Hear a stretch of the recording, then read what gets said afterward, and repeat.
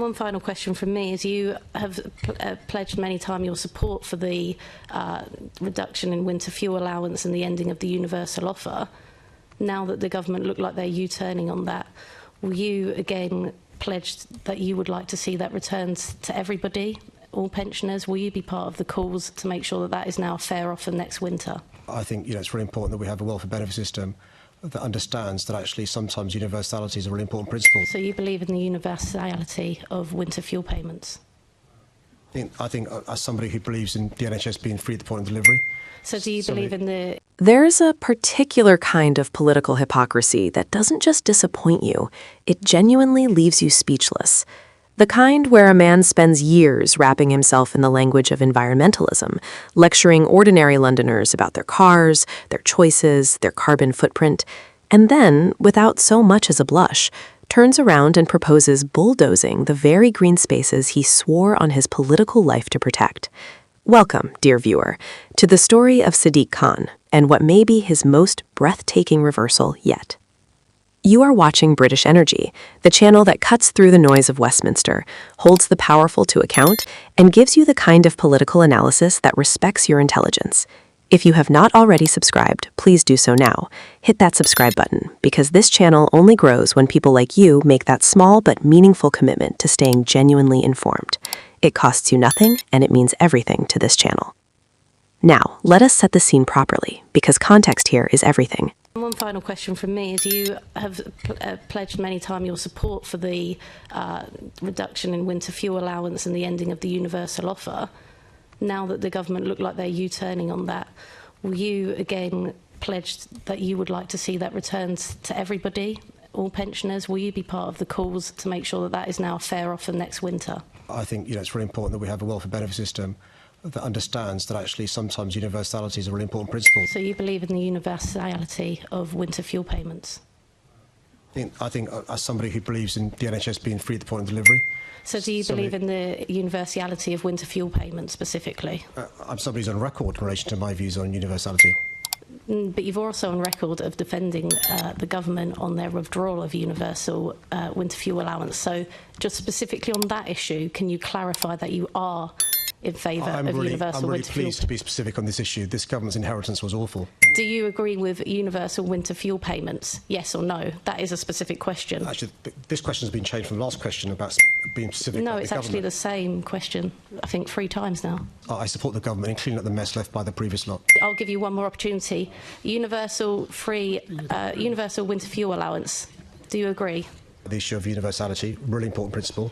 I also support this government in cleaning up the mess left by the previous. Less than 2 years ago, Sadiq Khan unleashed the ULEZ expansion on the capital, stretching it across Greater London and hitting some of the most financially stretched communities with a daily charge for driving older vehicles. The justification was thunderous in its conviction. This had to happen. The air was toxic, children were suffering, the planet was in peril. Khan presented himself not merely as a mayor, but as a kind of environmental guardian, a man willing to make the tough, unpopular calls for the greater ecological good. He called himself, with no apparent hint of embarrassment, the greenest mayor in history. So you will appreciate the jaw-dropping quality of what happened next, because Sadiq Khan has now announced plans to build on London's parks. Yes, the parks. The green spaces he once described, with remarkable poetic flair, as the lungs of London. The same man who for years boasted that not one blade of grass would be sacrificed on his watch has performed what can only be described as a screeching reversal of extraordinary proportions. And the way it began was, frankly, bizarre. It did not start with a press conference or a bold policy announcement. It started at a hearing, specifically a hearing of the Enfield Local Plan, a fairly routine local planning process where the council sets out its development intentions for the next 15 years. Not exactly the stage you would expect for a bombshell. And yet, a Transport for London official turned up, uninvited in spirit if not in letter, and put forward representations to build on Trent Country Park. Not just to nudge the boundary slightly or explore a corner of it. The proposal was for a minimum of 10,000 units. 10,000 homes on a country park. Now, if that feels like it contradicts everything the mayor had been saying about green space, that is because it absolutely does. City Hall conservatives, understandably, wanted answers. They asked the mayor directly where he stood on the matter, and suddenly, The man who never hesitates to hold a press conference about his own virtue became extremely difficult to pin down. Coy, one might say. Evasive, one might say rather more accurately. Then, approximately 1 month after that hearing, Khan released a statement. And in it, he said, and I want you to absorb the full weight of this: we must build on the Greenbelt. Now, a month earlier, the very Greenbelt being discussed had been identified as a country park, a public country park, used by real Londoners, loved by real Londoners. So let us be absolutely clear about what we are actually talking about here, because there will inevitably be those who attempt to muddy the waters. This is not a conversation about scrubby, poorly classified land. It is not about redeveloping petrol stations or derelict car parks, which incidentally can already be redeveloped under existing planning rules and do not require the mayor to go anywhere near a park. This is about building on open green spaces that people walk through, let their children play in, and depend upon for their physical and mental well-being. 1 month later, the mystery resolved itself. Khan issued a statement saying plainly and publicly that London must build on the Greenbelt. You want to subscribe to a channel that tracks these moments, don't you? Because this is exactly the kind of political development that slips past people in the daily churn of news, and yet it tells you everything about who these politicians actually are when the cameras are off and the developers are on the phone. Subscribe to British Energy. Be the person in the room who actually knows what is going on. Now, it is worth pausing here to address what will inevitably be the defense. The mayor's supporters will say this is about pragmatism. London has a housing crisis and difficult decisions must be made. They will invoke the specter of NIMBYism and suggest that anyone who objects to building on parks simply does not want change. Let us deal with that argument firmly and honestly, because it deserves to be properly dismantled rather than merely dismissed. There are currently 300,000 planning permissions in London that have been granted but not acted upon. 300,000 homes that could be built right now on land that has already been approved by developers who have simply chosen not to build. There are also thousands of brownfield sites across the capital, previously developed land that is available for redevelopment and waiting. The choice being presented here, parks or housing, is not a genuine choice. It is a false one, constructed to justify a decision that has already been made for entirely different reasons. Consider Old Oak Common. One of the largest brownfield regeneration sites in Europe sits within London's boundaries. It has been available for development throughout Khan's tenure. He has not built a single home on it, not one.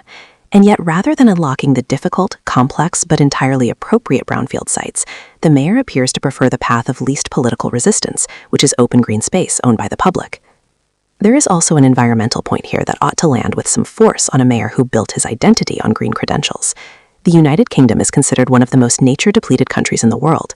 London has over 1,500 sites of importance for nature conservation, covering nearly a fifth of Greater London.